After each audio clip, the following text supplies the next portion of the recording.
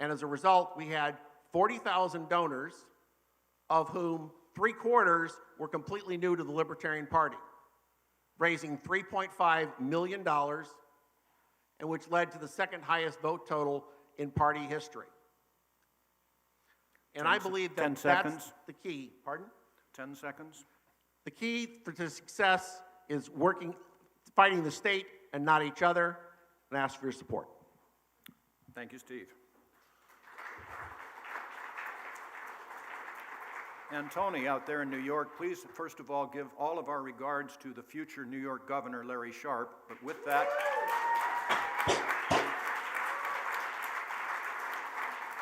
Tony, welcome, and the floor is yours, 2 minutes. Thank you, and thank you, Libertarian Party of California, for putting up with me sitting in a hotel room and talking to you over Zoom. As Judge Gray said, we just nominated Larry Sharpe to be the next governor of New York, and that's very exciting. I'm just going to say I got him at my convention, and he didn't come to California this year. Not going to say that that was all me. For those of you who don't know me, I'm Tony Dorazio. I was the chair of the Libertarian Party of New York. I'm the current first vice chair and the current communications director. I've been a libertarian since the days of the first Harry Brown run. I am a life member of the party. I have been active on campaigns and inside the party doing outreach. I have grown the party and unified the party in New York. You're going to hear a lot of people talk in every LNC race about unifying the party and how we all have to work together and fight against the state. I've done it. I reunified the party in New York. I have a plan to put libertarian principles in front. I have a plan to bring the party back together and start pulling against this cult of the omnipotent state and not against each other. I have a plan to support candidates and win elections, grow the membership, and actually set us up to be a professional organization and not just a grassroots also ran in presidential races. I thank you for your time, and I'm looking forward to this debate. And in a very unlibertarian way, I'm going to yield the rest of my time. Thank you, Tony. Thank you, Tony. And Angela, the floor is yours. I'm not here to sell you on a quick fix top 3 issues platform that's not going to solve our problems. I'm here to explain my vision for the Libertarian Party and explain how we can turn the LNC into a functional organization again so that we can work effectively to bring about a freer world in our lifetimes. I have a beautiful vision for the LP, and you're all a part of it. I believe we can be a party that people value, a party that inspires people to cast off their ideological shackles, to rise up and pursue liberty, and to vote libertarian. For decades, people in this party have argued over what the purpose of the party is. Is it to win elections, or is it to spread the message of liberty? Why can't it be both? Here's what we need to do at the national level. We adopt a strategic plan that amplifies the voices of candidates who use bold messaging running in winnable elections or high-profile elections like Jeff Hewitt's, and we throw every resource we have behind them.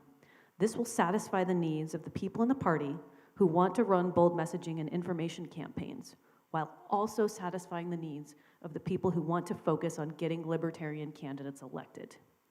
This plan is going to get us serious exposure while also healing some of the rifts in the party. And you can read about it more in the strategic plan summary I have at the Mises table. In order to pull this off, we need a leader, me, who is highly organized, highly motivated, knows how to motivate others, has leadership skills, conflict resolution skills, and someone who can navigate political crises like the lockdowns and vaccine mandates, someone who knows how to get media attention and knows how to speak to working class people who are fired up about getting their freedoms back. We'll start by fixing the messaging, which will in turn increase our membership. 10 seconds. And expand our donor base. Thank you.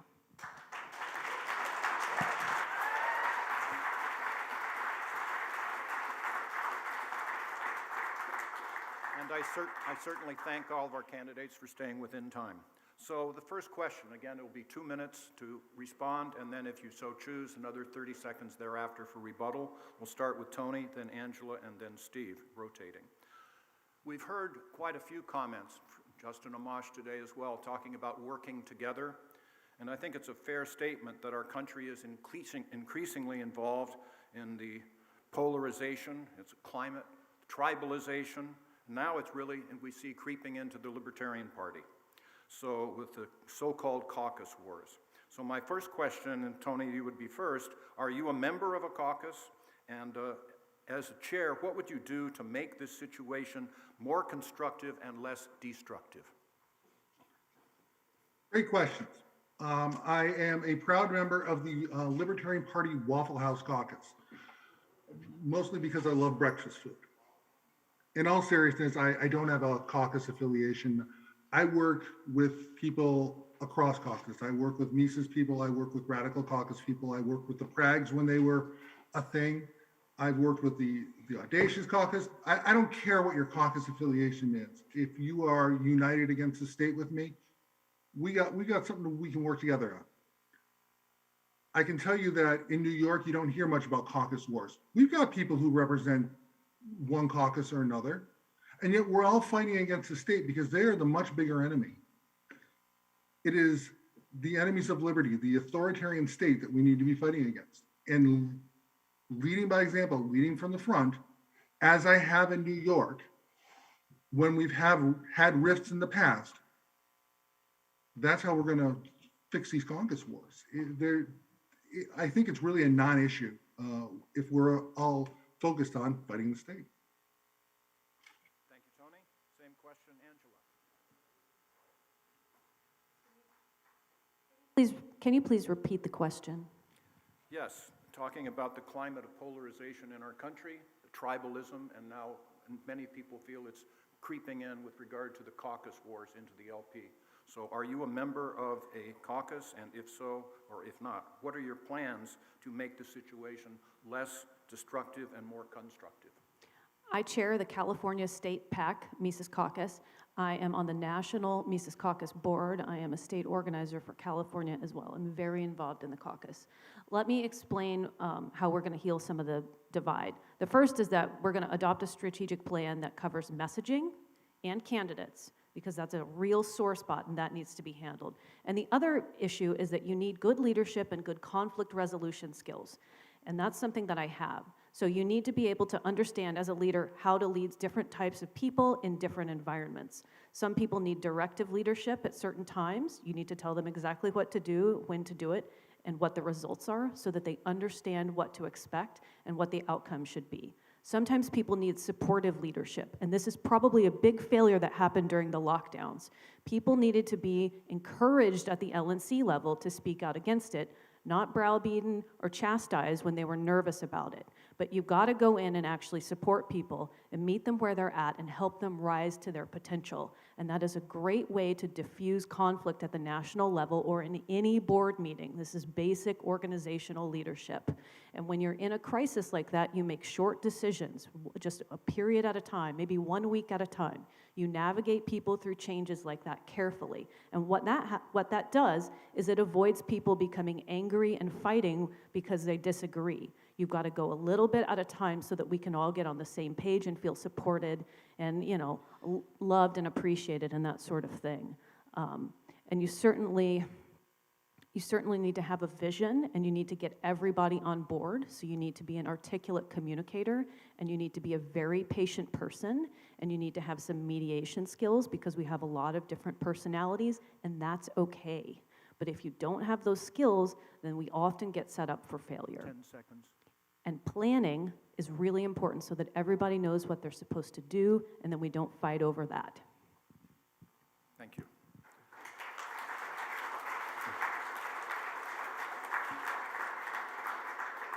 And Steve, same question.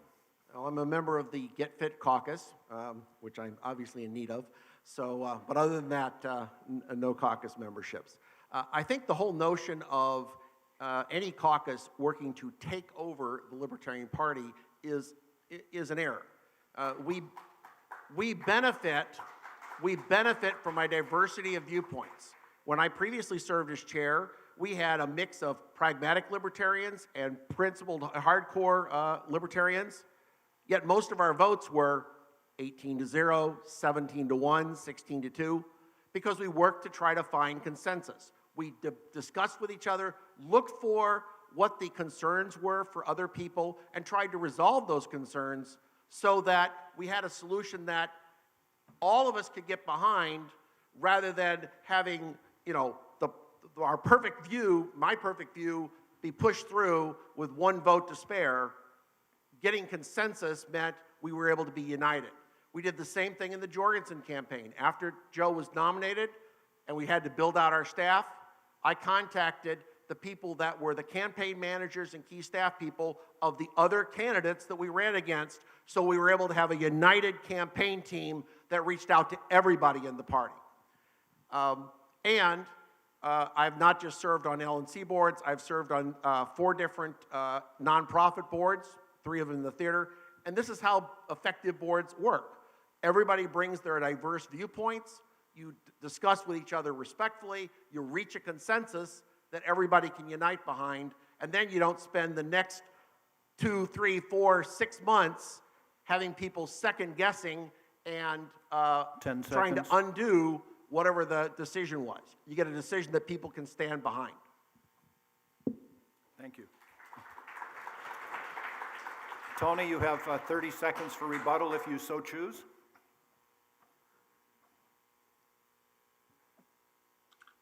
Thank you. I'd like to add that I've also served on boards that are not the LPNY. I've served on a couple of organizational boards as well. I have quite a bit of organizational leadership. I also am an IT executive by trade, so I have to deal with a lot of boards and a lot of conflict resolution in my life too. So I also bring those skills to the table. That's all. Thank you. Angela, a rebuttal, 30 seconds if you wish. Where are my LA County people at right now? So let me ask you this. Is everyone in LA County in the Mises Caucus? Are we not the awesomest county in the state of California? Are we not spearheading a massive, major political initiative, and that you're all loved and valued and treasured, and we all work really hard together? 10 We literally seconds. never fight. You can thank LA County for having a much better convention this year than we had a few years ago, and you know what I'm talking about. Steve, a rebuttal, 30 seconds if you choose. Well, I don't know about rebuttal, but I did forget to mention one aspect of conflict resolution experience. We have 4 kids. Okay, thank you. Next question, and it would be first Angela, Steve, and then Tony. What is your plan to obtain and retain ballot access in all 50 states, please?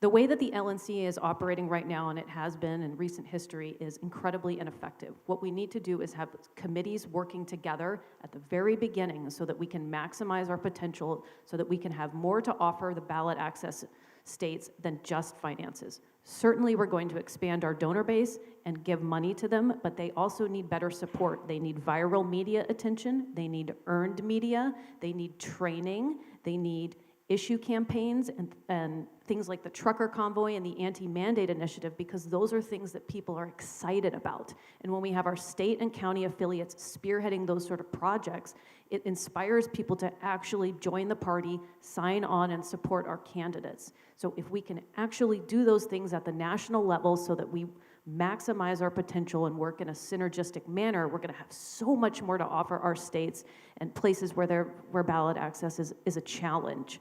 I'm really excited about getting the LNC to work together in a synergistic manner so that we can get more assets out to our states. And we also need to provide more trainings through learning management systems so that people can get the resources they need online. And we will do that by implementing an internal marketing campaign so that the states have better relationships with the national party. Thank you. Thank you.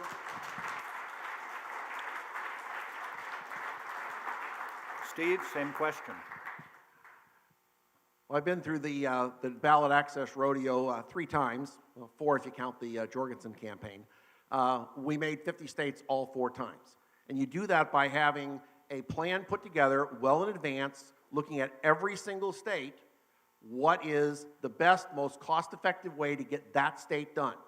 And sometimes it's run a candidate 2 years earlier to get the votes needed to get permanent ballot status. Sometimes it's going for party status instead of individual status. Sometimes it involves recruiting petitioners and sending in petitioning teams. Sometimes it involves sending in organizers to work with local volunteers. Every state is unique, every state is different, and you have to plan for every state, and you don't do it at the last minute. You do it well in advance because something always goes wrong. Always. I remember the time that in Alaska, we kept getting these reports that the drive was on track, and we didn't really believe them.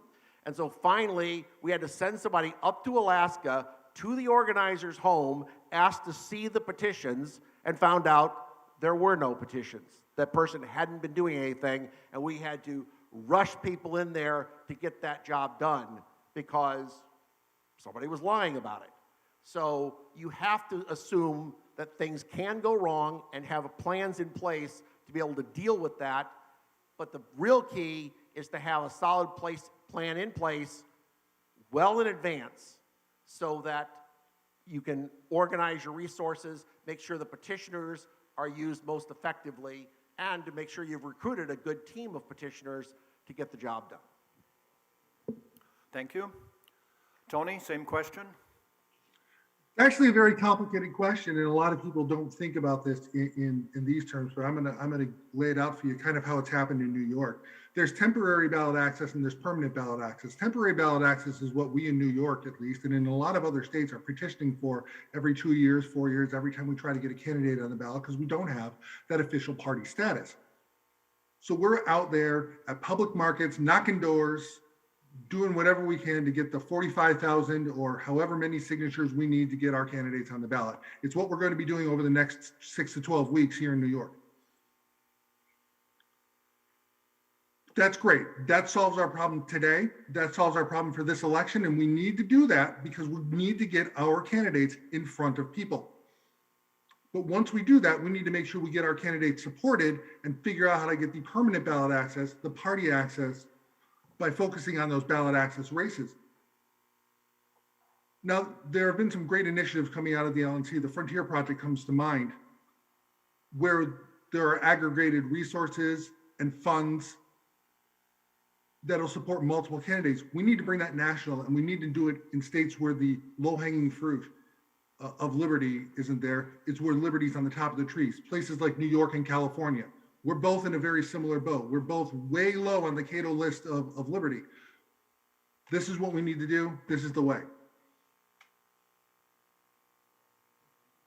Thank you. Angela, you have 30 seconds in rebut if you wish. We need to plan for our long-term future, and that includes ballot access. The 4-year hamster wheel that we get on to run ballot access campaigns for the presidential race has really got to stop. Part of that is going to be expanding membership and our movement so that people support us consistently. And part of that is going to be managing the litigation of these ballot access cases much better, because I especially believe in New York that Larry Sharp's ballot access case was poorly mismanaged through no fault of Larry's. He has definitely complained about it.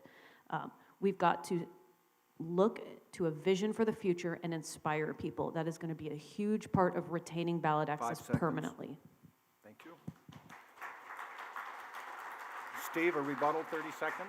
Yeah, I mean, litigation is part of that process. You look at, again, every state and do litigation where it makes sense, do permanent ballot drive where it makes sense, provide the support necessary to get those votes. That's what we've been doing for years and have gradually built up. So we have far more states with ballot access today than we did 20 years ago. And that's because we've tackled those states one at a time and built it. Building membership makes it easier because every state has more resources to do those drives. Thank you. Tony, 30 seconds rebuttal if you wish. Certainly. Speaking specifically to the New York lawsuit, on which I'm also a plaintiff alongside Larry Sharp, we've been fighting the state, and we are still fighting the state, and we currently hope to get our ballot access back, the ballot access that was stolen by a state budget writer in New York under the cover of COVID-19. The one other thing I will say is that as much as we don't want to just throw money at things, the chair's position is a fundraising position, and it's one I'm comfortable with. Thank you. Thank you. Moving on, the next question, it'll be Steve, Tony, and then Angela. In your list of priorities for the Libertarian Party, where do you rate fundraising, And do you have a successful record of fundraising? Please explain. Well, I put fundraising right along with membership because that's where our resources come from to do everything else. The more members we have, the more donors we have, the more money we're able to raise. As for a record, when I was initially elected as chair, we raised $800,000 that year. When I finished my term as chair, we raised $2.5 million. During the 2000 year, when I was executive director, we raised $3.3 million. And we raised $3.5 million during the presidential campaign. So I have a record in terms of being able to raise money. I'm very comfortable talking to major donors. When we did Project Archimedes, we raised seed capital of, I believe, around $150,000 by making a whole bunch of donor calls between myself, the executive director, and the donors to raise those funds. Thank you. Tony, fundraising? Fundraising is, I hate to say it, but our number one priority. It's got to be. We are playing in a very expensive game, and it's getting more expensive every single year. Gubernatorial races, congressional races, presidential races that we cannot avoid are expensive. Raising our profile is expensive. I was Larry Sharp's Deputy Director of Development, where we raised 6 figures in 2018. I certainly am not taking all the credit for that. We had the best candidate in the nation in Larry Sharp. He was a fantastic candidate, and he really deserves all the credit for that fundraising. We've as chair, and then as also as vice chair, we've brought a monthly donor fundraising program to New York. It seems simple enough, but nobody's done it before. That's one of those basic things that should be done. I want to make sure that we're doing the basic things. I'm certainly comfortable in a fundraising role. I've done it many times before. Thank you. Thank you. Angela, fundraising. Fundraising is very important. I do have experience fundraising on both of my congressional campaigns with political action committees and with the LA's anti-mandate initiative. We are about to begin fundraising training for some of our LA County people. I anticipate we're going to bring in about 6 figures for the anti-mandate initiative within the next 3 months. Thank you. Steve, 30 seconds further if you wish. The LP is not the only organization that I've done fundraising for. I've done fundraising for Downsize DC to help with them with their initiatives. I've also done was director of development for one of the theater companies in the DC area, raising money for that. In fact, it was very fun to raise money for a liberal theater company using the fact that the federal government was going to take our broad microphone frequencies away, and therefore we had to buy new microphones. So. Thank you. Tony, rebuttal if you wish. Fundraising, 30 seconds. Absolutely. I would like to add that the LP already has a very good fundraising team, although I understand that the director has announced her resignation. So this is something that we're already going in the right direction on in the LP, and I intend to continue that. Thank you. And Angela? No? Okay, thank you. Moving on. The Libertarian Party will never become a major party until its candidate for president is included in the national presidential debate. We tried in 2012 with a lawsuit. We thought we had some pretty good precedent. It didn't go anywhere. What are your plans to get the LP presidential candidate involved in the national presidential debates? We'll start with Tony, then Angela, then Steve. That is a fantastic question, and I'm glad you asked it. I think a lot of the things that I've been discussing all along, raising our profile, making sure that we have a very principles-based party, are going to contribute to that. But speaking specifically to that issue, getting the presidential candidate in debate, we need somebody who's got a high enough profile, somebody who is well-known enough or can get well-known enough quickly enough to do well in the polls. The reality is that the debate commission is a private commission, that is there to support the duopoly.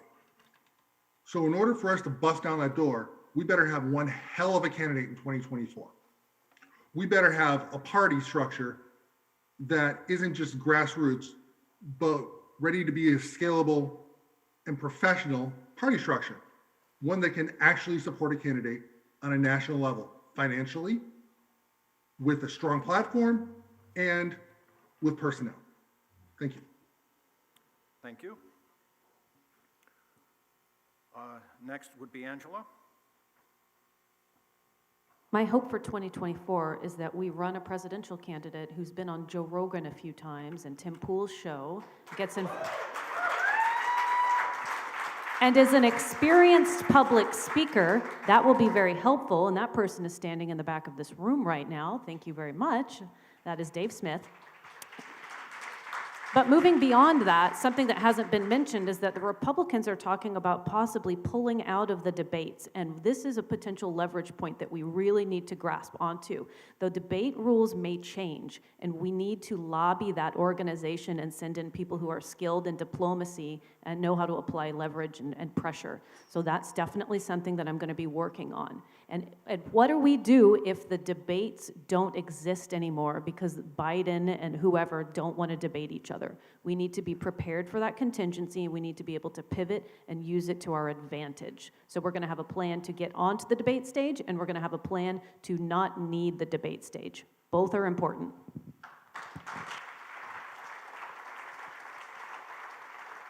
Thank you. Steve, presidential debates? Well, before addressing the debate, one thing I think is that it's important that the national chair, who is going to be chairing the convention, needs to be neutral with regard to the nomination of the candidate, and so that the delegates are choosing that without having a finger on the scales for one candidate versus another. The only way that you get into the debates or get the publicity you need without the debates is to become large enough in your campaign that they can't ignore you, and that comes from the size of the support base you get, the number of donors you get, and the amount of money you can raise. Okay? The more of that you have, the more visible you will be, and the harder it will be to keep you out. Because they're going to do everything they can to keep us out of debates. They will do everything they can to keep us getting publicity, and we have to be strong enough and large enough and visible enough that nothing they do will stop us. So the key there again is growth. More members, more donors, more volunteers, more activists become too big to ignore. Thank you. Tony, further thoughts, Tony, 30 seconds? Yes, you'll notice in my initial statement, I didn't mention any candidates. And in fact, the only presidential candidate I believe I've mentioned all night is Harry Brown. I don't think he's running in 2024. Just a hunch.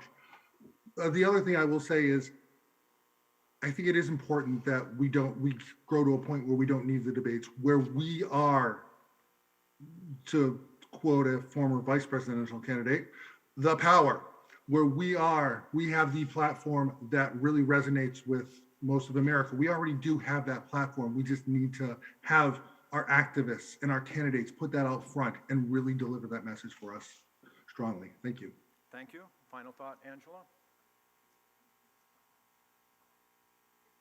If Justin Amash or Spike Cohen get the presidential nomination, they will have my enthusiastic support. But let me tell you, I do have a favorite, and I am very honest. And that's one thing that you can always count on, is I will be honest with you, and I won't try to hide any of my opinions or feelings, so you will always know exactly where I'm at. And there is no way that I will be tipping the scales. I will not be doing anything secretive behind the scenes. You all know me, you know where I stand, and you know how I operate. Let's elevate the level of trust in this party so that we're not suspicious of each other. That's going to be a big help in every area. Thank you. Steve, further thoughts? 30 seconds. I think the last thing is that we need to have a party that is large enough and strong enough and visible enough that our candidate is able to get attention whether or not he or she brings outside attention in. If they are able to bring that in, fantastic. If they don't, we still need to be able to get our message out. So we need to not depend on the fact that a candidate might come in with an outside base of support and focus on making sure 5 that seconds. our message is going to get out no matter who we nominate. Thank you. Next question. Gloves coming off a little bit. Under what conditions, under what circumstances would you believe it would be appropriate to remove a member of the LNC? Start with Angela.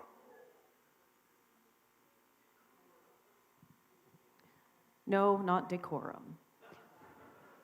But decorum is actually really important because you need to be able to have a healthy working environment. And a big part of that is the chair setting the tone for the rest of the executive committee and working behind the scenes to de-escalate conflict, not giving anyone the cold shoulder, and keeping all of your officers in the loop. It's gonna take a whole lot for me to remove someone, and I'm gonna push it out as long as I can so that they can have a proper trial and feel heard. Obviously, physical threats of violence, theft, property rights, property destruction, things like that, destroying party assets, stealing party assets, or involving yourself in a statewide coup. That's the sort of thing that's going to get you kicked out. But you know that I can't actually do that as chair. There is no magic button that I push that yeets someone off of the executive committee. This is a formal process that I would have to very carefully, neutrally navigate. Thank you. Steve, same question. Well, I served on the LNC for 13 years and executive director for 4, and I don't think this issue ever even came up because people understood that you had to work together, you had to communicate with each other. If you get to the point where you're looking at half the people feeling that there needs to be a removal, things have gotten out of hand. And so it really is the job of the chair in particular to set that tone and for the rest of the committee to come in with an attitude of cooperation. So yes, there could be cases, Angela mentioned a couple of extreme cases, but I think that it would be highly, highly unusual to have that it should be highly, highly unusual to face a case like that. And so the best solution is prevention and not get to that point in the first place by working to establish trust and communication and cooperation among the board.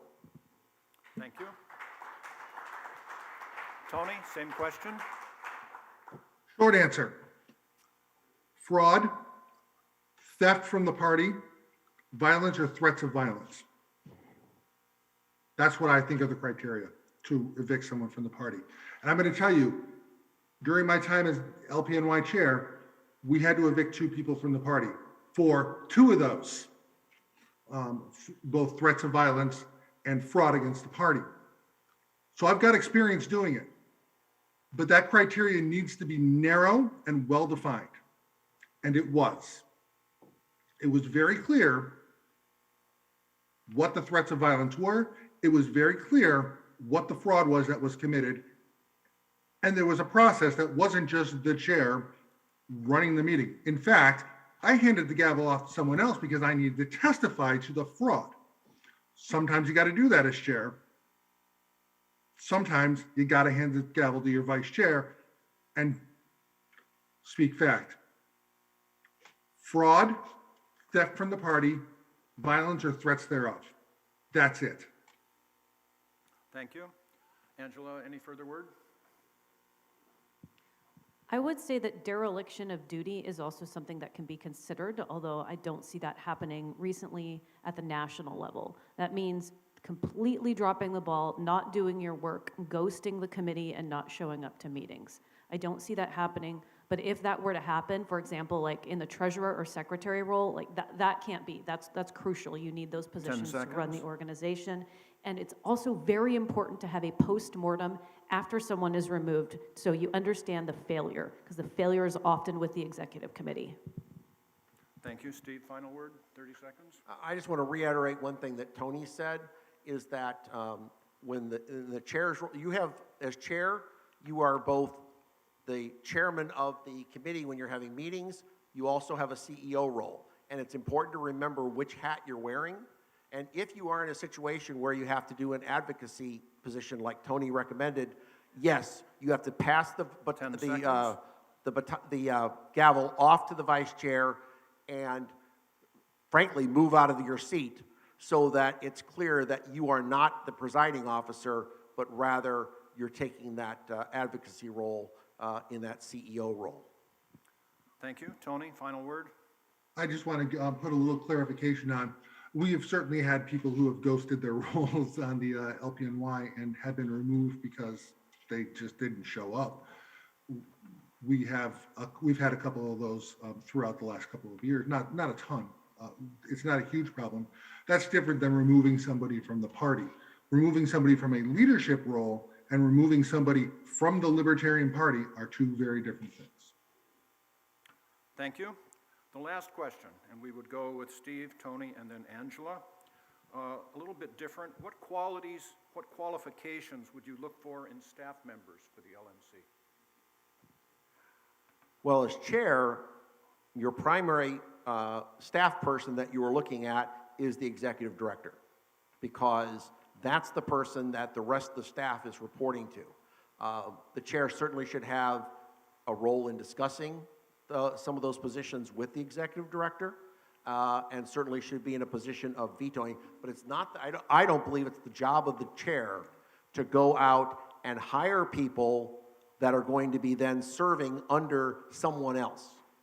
That executive director needs to be actively involved, and it really needs to be that individual making the hire with the advice and consent of the chair, and in turn, the advice and consent of the LNC if you're talking about high-level staff positions, director positions.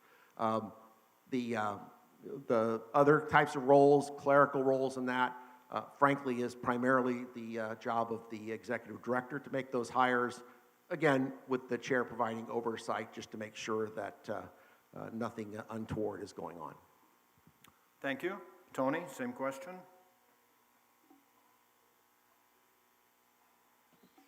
As Steve just said, the primary hire that a chair would have to be concerned with is an executive director, and I'm going to look for someone who is going to be a leader somewhat like I am.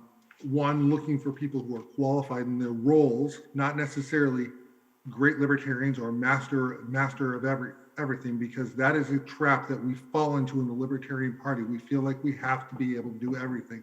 We have to be able to be activists and fundraisers and petitioners and candidates and committee members, and that's not the case. We need people who know fundraising. We need people who know messaging. We need people who can really work in the membership areas. I need an executive director who understands that, but doesn't necessarily want to micromanage each and every one of those roles. I am not somebody who's going to micromanage everybody. I don't have the damn time.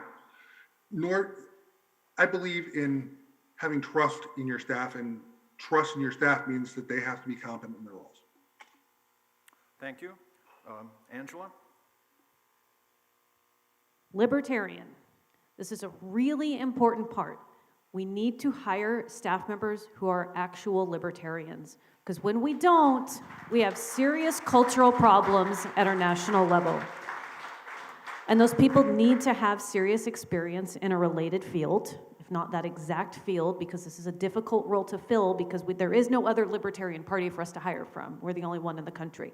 So they need to have experience in a related field, and they need to have the ability to work well with others. This is a big deal. You've got to hire people who can actually work in a work environment. Thank you. Steve, final thoughts on this issue? Yeah, I want to agree with the notion that you have to hire people who are libertarian, who understand what their job is, what we're trying to accomplish, because otherwise they're going to have trouble translating their experience. If you're talking about roles that involve communication, such as fundraising, marketing, communications, and the like. If you're talking about somebody who is going to be opening the mail and processing checks, that's not as important a function. 10 seconds. Okay, but I think that for those director level roles, it's key that they be libertarians, and they need to have relevant experience so you know that they're going to do a good job. Thank you. Tony, wrap up, 30 seconds.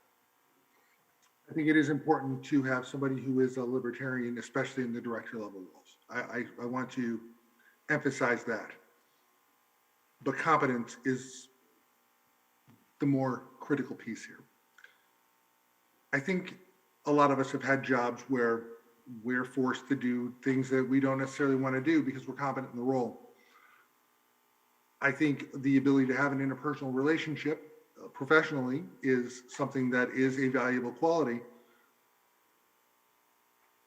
but I really need them to be competent in the role and able to do the job for the Libertarian Party. Thank you. Final word, Angela.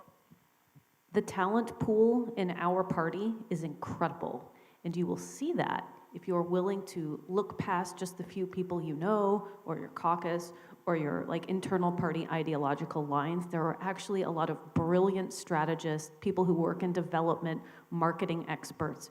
We don't need to look outside of the sphere of libertarianism to run the Libertarian Party. I promise you we'll be able to do it with the utmost professionalism and enthusiasm and care.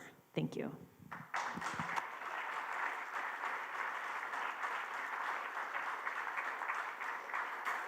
I think I speak for all of us where we are in good hands with any one of these three, and we thank you for your involvement, your creativity, and your diligence. So now we have 2 minutes to give a closing statement.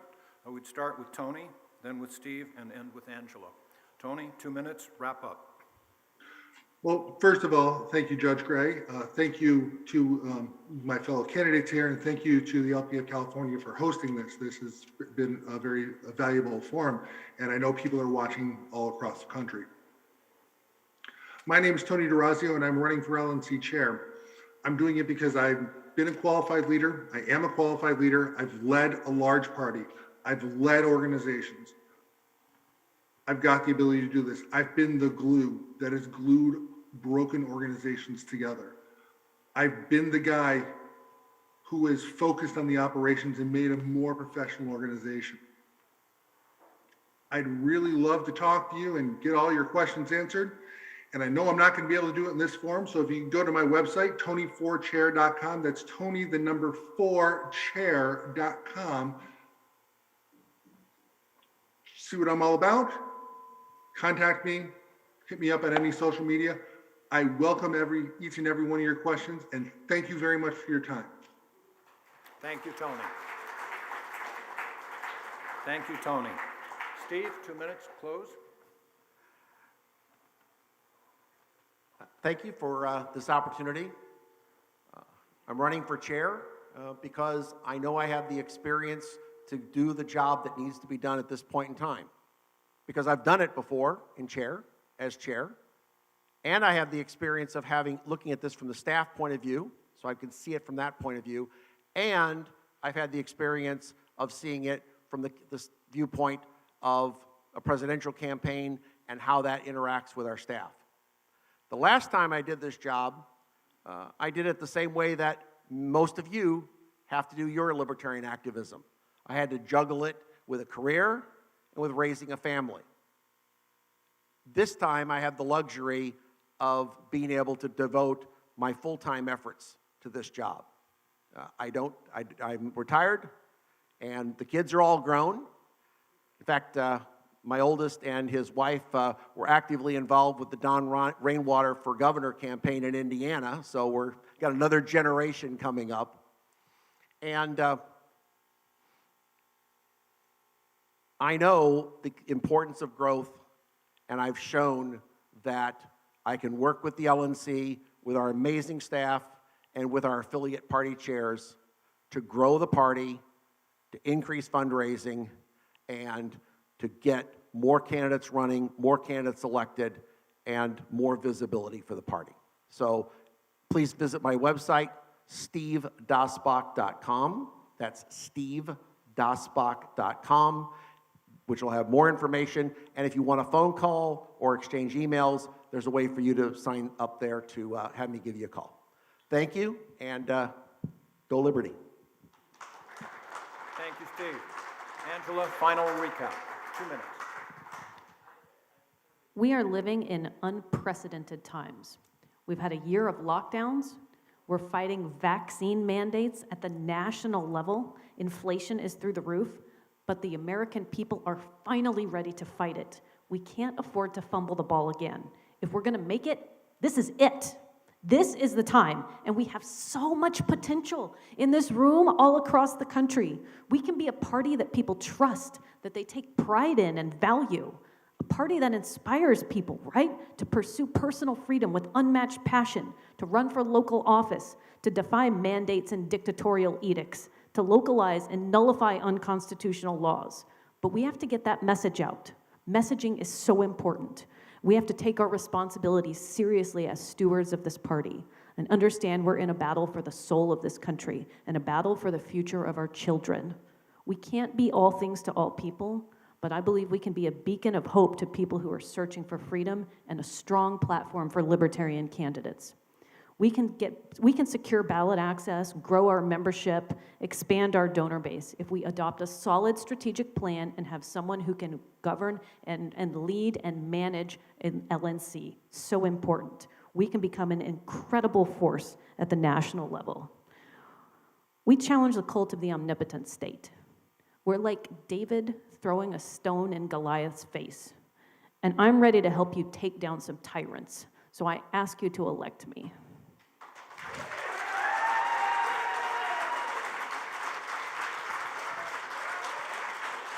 I got a 40-page strategic plan summary out there, but I got 100 pages of notes online. So if you want to hear about leadership, Thank you all. problem solving, I got you covered. Thank Hit you, me up. Angela. Thank you, Angela. I applaud again all three candidates, Tony, Steve, Angela. Thank you for doing this. Thank you for your interest. Thank you for your dynamism. I also believe that the United States of America in this time desperately needs the Libertarian Party. We can step up. We need to get even further involved, and we can do this for the sake of our country, sake of our children, our grandchildren. Thank you for being here. We have a dinner right now and a gala, so let's enjoy. Good night, and thank you.